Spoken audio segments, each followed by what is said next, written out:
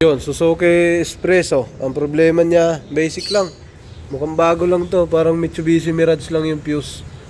Ang problema ni sir, ito pala ECU niya, late lang. Ang problema niya, pagka itong headlight tinaas doon sa switch, sumasabay ang ito na kaagad yan. Sumasabay ang signal. Ito. Pag tinaas yung pitikin mo yung high, taas, ayun, ayaw gumana. Sige, high.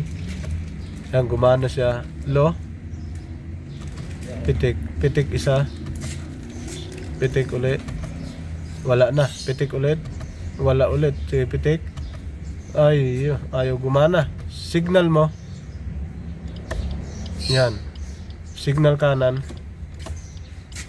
Okay, balik mo, pitik mo, ayaw na mamatay.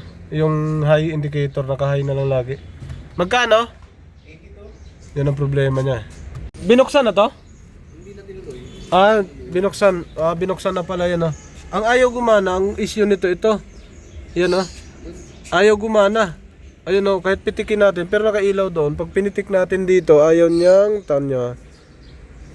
gumana. Pinipitik natin. Wala. Permis. Pitik. Yan pitik. Ayaw, hindi namatay. Yan, wala.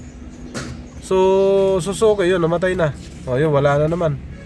Ito ay Suzuki Espresso. Mga bago lang na model to buksan muna natin to. Tingnan natin kung nandito. Off natin yan. Off natin to. Naiwan na nakabukas. Naka-off na yung susi. Nakatanggal na yung susi. Nakabukas. Ayan na, nawala na. Ayan. Minsan meron, minsan pero permi wala. Yun na. Ayaw na. Uy.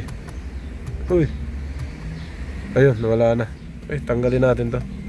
Yun, yung tatanggalin natin, yung nasa ilalim ng manibela. Flat screw lang, Trek. Phillips screw na maiksi. Ayun. Phillips screw, ayun Phillips. Yun, yan ang tatanggalin natin. Sa kabila, ganun din. Ito, yan, Phillips screw lang pala siya. Tapos sa ilalim, yan sa ilalim may butas ito. Ano nakalagay dyan? Uy, ako yung nandun Yun, yung isa wala, sundot lang. Okay, tanggalin natin yan. Yan.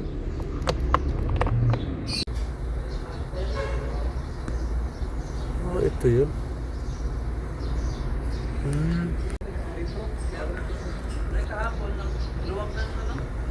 Wala dito.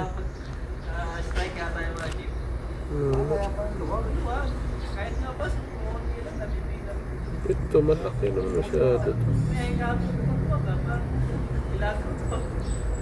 Ito wala.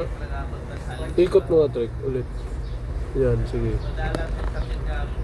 Labo, yan. Ay, sige pa. Balik ka doon. Sa gitna.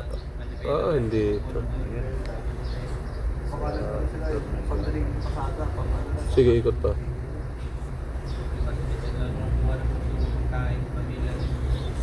Balik na rin natin. Aray ko.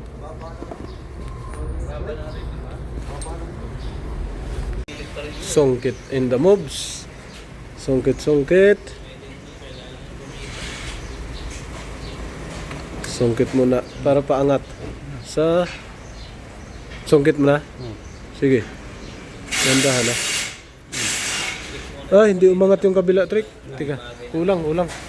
Dito banda. Ayan umungit na to. Okay. Angat na rin yan. So tika. Yan na, yung Suzuki Espresso. Ito na natira. Tinanggalan natin yung airbag ito. Yan. Ito airbag niya. Tanggal. Boom. Yan. Tapos ito yung clock spring. Tanggal na rin natin. Manibela. Dito bubunutin na natin. Ito yung signal, headlight. Ito yung control niya lahat to. May in-spray dito, sir, no? In-sprayan mo? In-sprayan? Oo, tinry ko in-sprayan. Sige lang. Mga sir, ito na yan sa espresso, natanggal na natin. Ito. Yan. Tingnan natin to sa loob. Ito yung tunggil ng ano, signal yata. Ayan o. So, tingnan natin kung ano nangyari. Repair natin. Pag hindi kaya, palit. So, mga kadalasan sira nito, minsan ang signal light hindi nagana. Depende lang to kung ano nauna. Pwedeng signal light hindi gagana, headlight, high, low, pwedeng hindi gumana. So, pagka ganun problema, ito na yon. Yan, ito naman sa espresso. Yung isa sa Mirage, ito. Sa Mirage ito, hindi na talaga gumana to. Yan, sa Mirage. Pinalitan na namin. Ito naman sa espresso. Oo nga, espresso. Yan, tingnan natin sa loob. Buksan natin yung sa espresso. 29,000 ang mileage. Ayan na, itsura. Aruroy. Yan, sunog. Sunog na siya mga sir. So ito, lost contact to nangyari. Baari, ang electronics dito sa kabila, ayan o. May kulay board, may board na kulay green. Yan ang electronics, yung kabila. Ayan o. Kulay green ang board. No, kita mo? Ito, mechanical. Ang kaso, high ang nawala dito.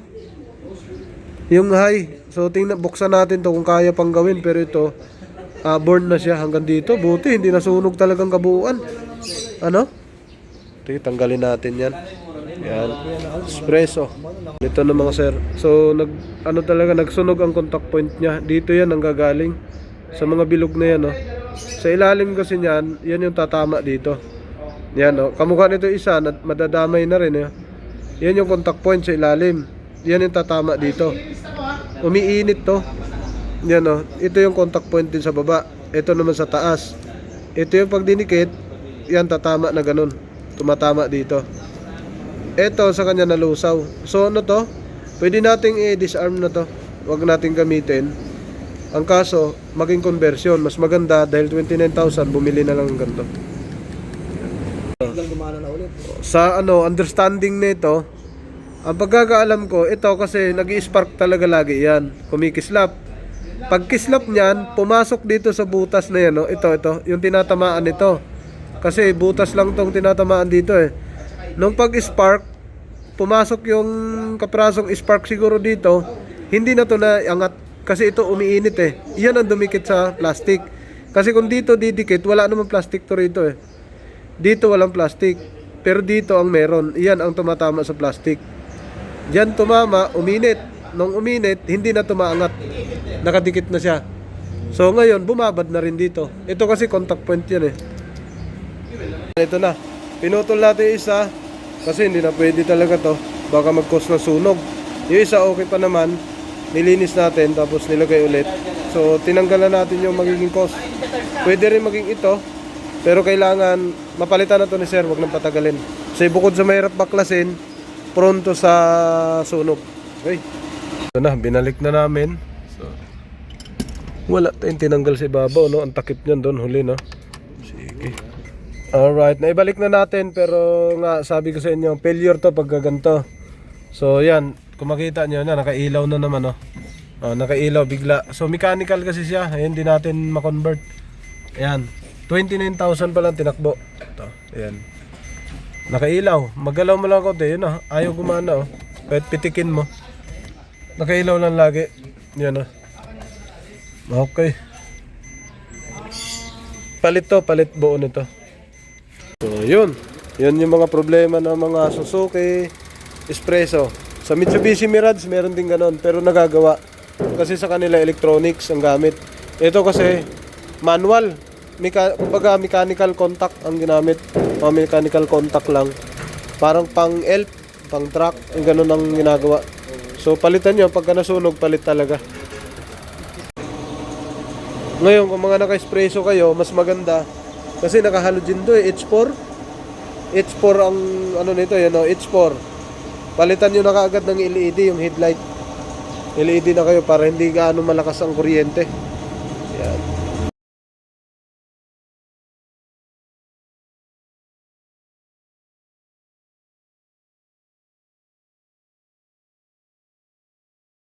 Yo, what's up? Welcome back to my channel, Automatic Works.